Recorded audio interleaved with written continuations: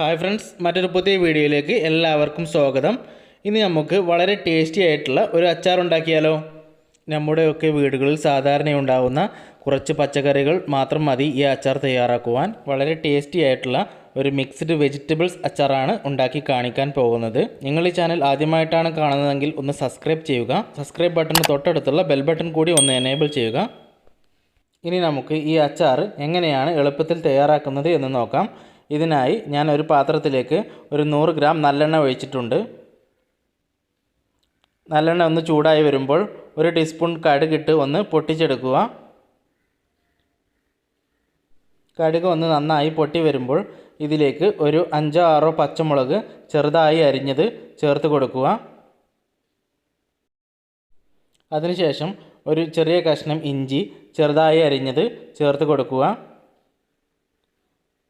അടുത്തതായി ഒരു തണ്ട് കറിവേപ്പില ചേർത്ത് കൊടുക്കുക. അതിനുശേഷം ഇത് ഒരു മിനിറ്റ് നേരം എണ്ണയിൽ ഒന്ന് വഴറ്റിയെടുക്കുക. ഇത് ഒന്ന് വഴന്നു വന്നതിന് ശേഷം ഇതിലേക്ക് ഒരു 1/4 കപ്പ് വെളുത്തുള്ളി ചേർത്ത് കൊടുക്കുക. അതിനുശേഷം വീണ്ടും ഒന്ന് നന്നായി ഇളക്കി കൊടുക്കുക. ഇനി നമുക്ക് ഇതിലേക്ക് ആവശ്യമുള്ള മസാലപ്പൊടികൾ ചേർത്ത് കൊടുക്കാം. 1/4 ടീസ്പൂൺ മഞ്ഞൾപ്പൊടി, 4 ടീസ്പൂൺ മുളക് പൊടി, ഞാനിവിടെ 2 ടീസ്പൂൺ കാശ്മീരി മുളക് പൊടിയും 2 ടീസ്പൂൺ നല്ല എരിവുള്ള സാദാ മുളക് പൊടിയുമാണ് ചേർത്ത് കൊടുത്തിട്ടുള്ളത്. അതിനുശേഷം ഒരു 1/4 ടീസ്പൂൺ കായപ്പൊടി കൂടി ചേർത്ത് കൊടുക്കുക. ഇത് ഓപ്ഷണലാണ്, വേണമെങ്കിൽ ചേർത്ത് കൊടുത്താൽ മതി. അതിനുശേഷം ഈ മസാലപ്പൊടിയുടെ പച്ചമണം പോകുന്നത് വരെ ഒന്ന് നന്നായി ഇളക്കിക്കൊണ്ടിരിക്കുക.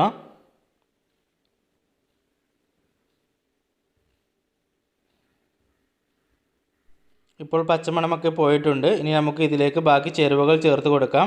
ഞാനിവിടെ എടുത്തിട്ടുള്ളത് പാവക്ക 1 കപ്പ്, പപ്പായ ചെറുതായി അരിഞ്ഞത് 1 കപ്പ്, ക്യാരറ്റ് ചെറുതായി അരിഞ്ഞത് 1 കപ്പ്, മാങ്ങ ചെറുതായി അരിഞ്ഞത് 1 കപ്പ് എന്നിവയാണ് ഞാൻ ഇവിടെ എടുത്തിട്ടുള്ളത്. നിങ്ങളുടെ അടുത്ത് വേറെ വെജിറ്റബിൾസ് ഉണ്ടെങ്കിൽ അതും ചേർത്ത് കൊടുക്കാവുന്നതാണ്. ഇതെല്ലാം ചേർത്ത് കൊടുത്തതിന് ശേഷം മസാല എല്ലായിടത്തും ആവുന്നതിന് വേണ്ടി ഒന്ന് നന്നായി ഇളക്കി കൊടുക്കുക.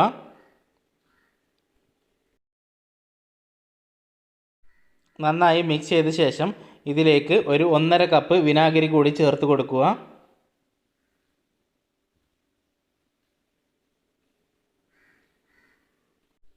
അതിനുശേഷം അച്ചാറിലേക്ക് ആവശ്യമായ ഉപ്പ് ചേർത്ത് കൊടുക്കുക.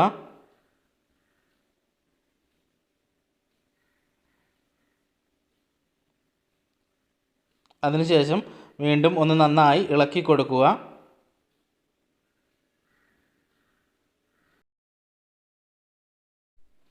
ഇതൊന്ന് തിളച്ച് വന്നതിന് ശേഷം തീ ഓഫ് ചെയ്യുക. ഇത് കൂടുതൽ വെന്ത് പോവേണ്ട ആവശ്യമില്ല. അതിനുശേഷം വീണ്ടും ഒന്ന് നന്നായി ഇളക്കി കൊടുക്കുക. ഈ അച്ചാറിൽ പാവയ്ക്കൊക്കെ ഉപയോഗിച്ചത് കൊണ്ട് ഏകദേശം 3-4 ദിവസത്തിന് ശേഷം നമുക്ക് ഉപയോഗിച്ച് തുടങ്ങാവുന്നതാണ്. അപ്പോഴേക്കും പാവയ്ക്കയുടെ കയ്പ്പെല്ലാം പോയിട്ടുണ്ടാവും.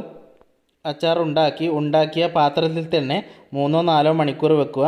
എന്നിട്ട് ചൂടാറിയതിന് ശേഷം ഉണങ്ങിയ കുപ്പികളിലേക്ക് മാറ്റി സൂക്ഷിക്കുക.